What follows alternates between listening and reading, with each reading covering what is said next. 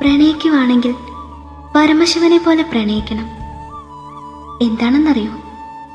കൃത്യമായി തൻ്റെ പാതിയെ കണ്ടെത്തി അവളോട് മാത്രം അലിഞ്ഞു ചേർന്ന പ്രണയം. ജന്മാന്തരങ്ങൾ കഴിയും തോറും വീഞ്ഞിന് വീര്യറും കണക്കെ ഉള്ളാകെ പടർന്നു കയറിയ പ്രണയം.